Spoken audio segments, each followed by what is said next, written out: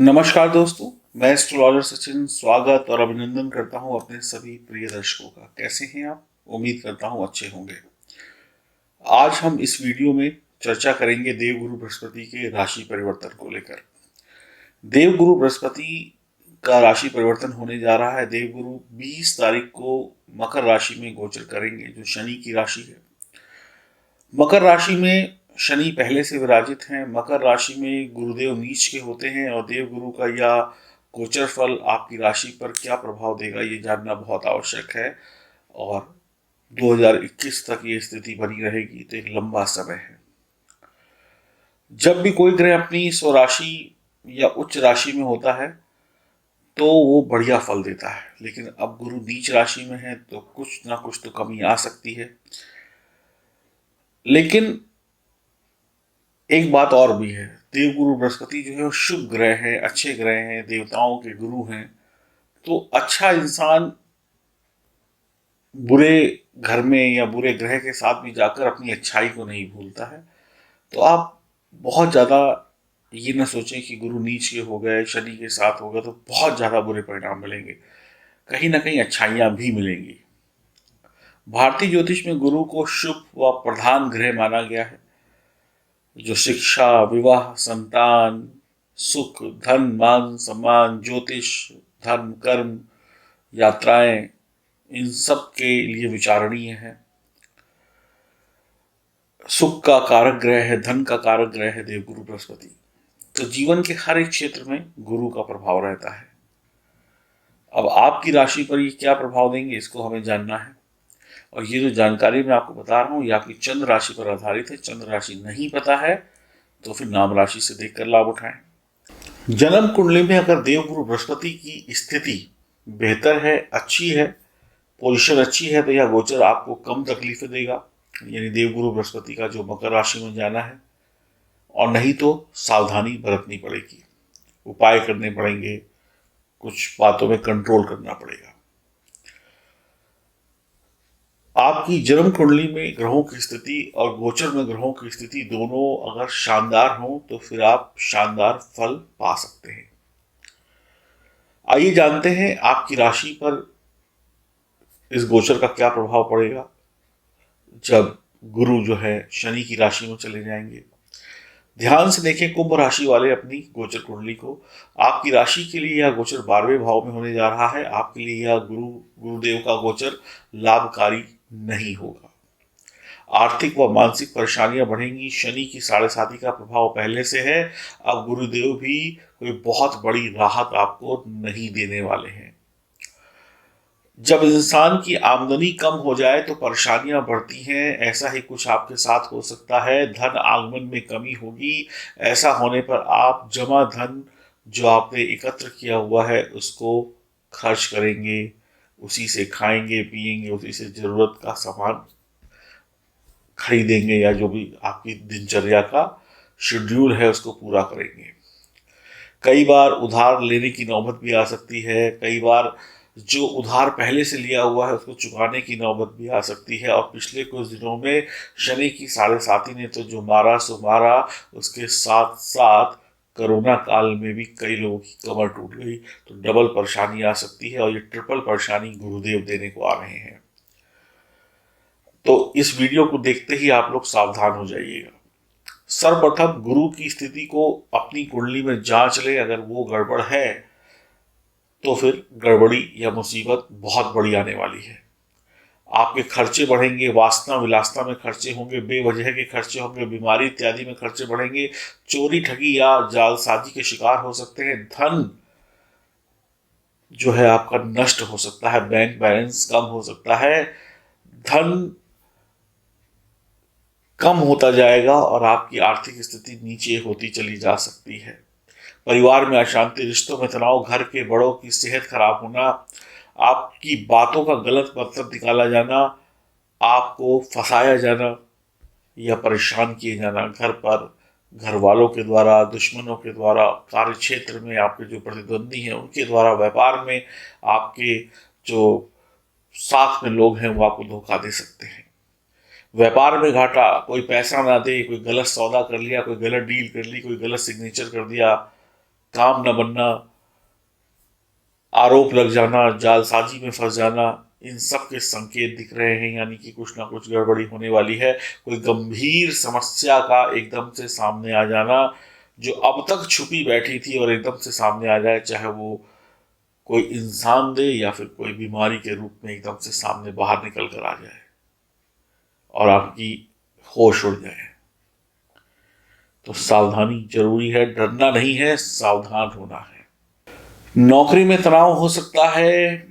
आपको दूसरों से नहीं, अपनों से डरना है। आपके अपने ही आपको धोखा दे सकते हैं, शत्रु बन सकते हैं, आपकी टांग खींच सकते हैं। आप आगे भागेंगे, वो आपको खींच कर पीछे कर देंगे। जब इंसान परेशानी में फंसता चला जाता है तो या तो मेहनत करके तो उसको कुछ मिल ही नहीं रहा होता है, तो उस समय वो क्या करता है, अपने वक्त को अच्छा बनाने के लिए कोई शॉर्टकट अपनाता है। मेहनत में तो नुकसान हो रहा है, हर जगह गालियां पड़ रही हैं, पैसा भी जा रहा है। अब क्या करें, शॉर्टकट चोरी कर लेते हैं, डाका डाल लेते हैं, इसका लूट लेते हैं, उसका लूट लेते हैं, ये फ्रॉड कर लेते हैं, वो फ्रॉड कर लेते हैं। अब नतीजन शुरुआत में कुछ लाभ हो भी गया, कोई फ्रॉड व्रॉड किया, कोई किसी को लूटा, 2-4 पैसे की कमाई हो गई, आदत पड़ गई, और 2-4 दिनों बाद एक लंबी जेल यात्रा भी हो गई या बदनामी हो गई, फंस गए आप। या फिर आदमी जब चारों तरफ से मुसीबतें आती हैं तो क्या करता है कि लॉटरी, जुआ, शेयर मार्केट, सट्टेबाजी में पैसा लगाता है। अब यहां पर क्या होगा, पैसा तो आप लगाएंगे और 100 रुपये का लॉटरी खरीदा तो पता चला जी 500 रुपये का इनाम निकल आया। अब कॉन्फिडेंस बढ़ा। अब 500 में से 100 रुपया रख लिया, 400 रुपये लगाए तो 2000 का इनाम निकल आया।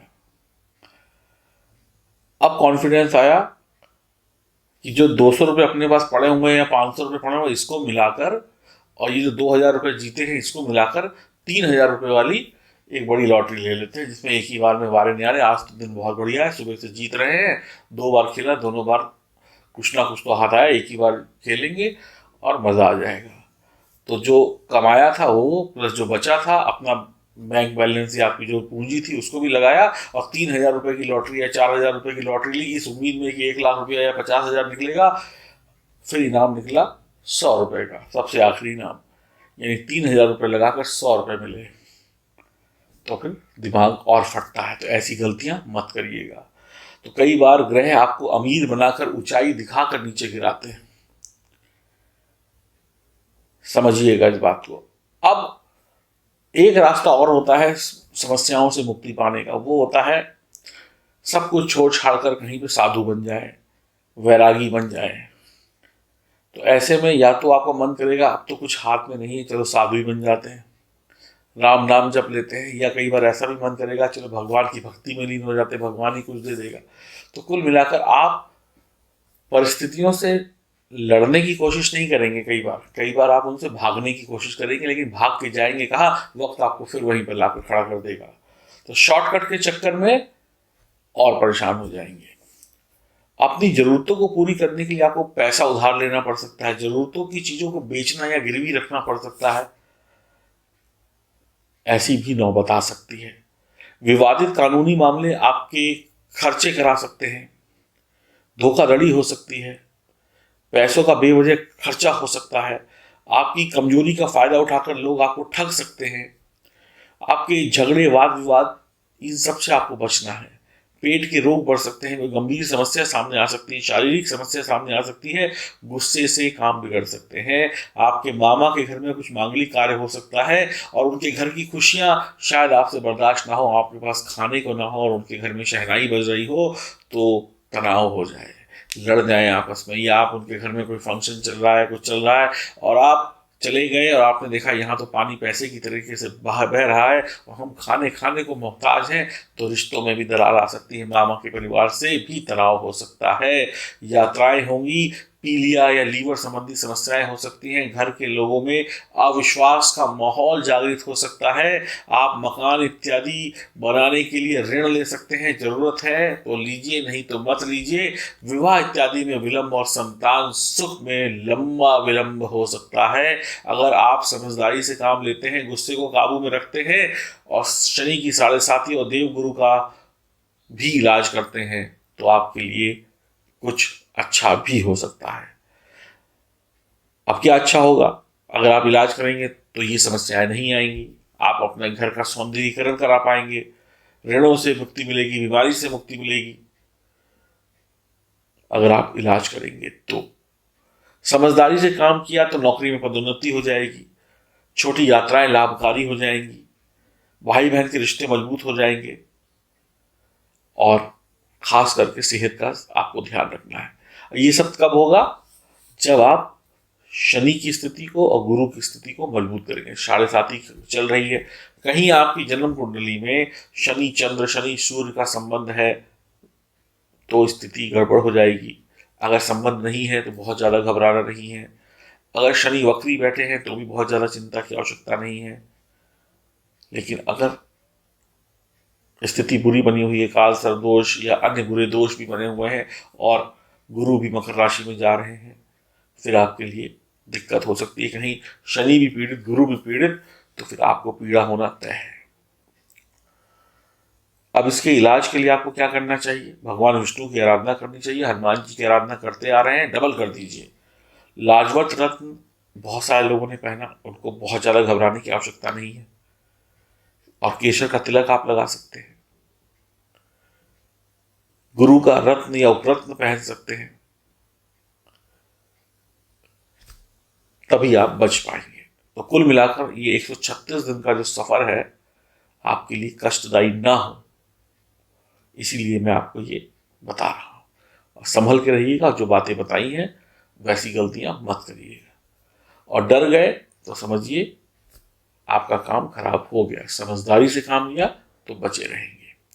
इसके अलावा आपकी जन्म कुंडली में कोई समस्याएं हैं या यही समस्याएं और आप जानना चाहते हैं कि होगा क्या, तो इसके लिए कुंडली की विवेचना कराइए।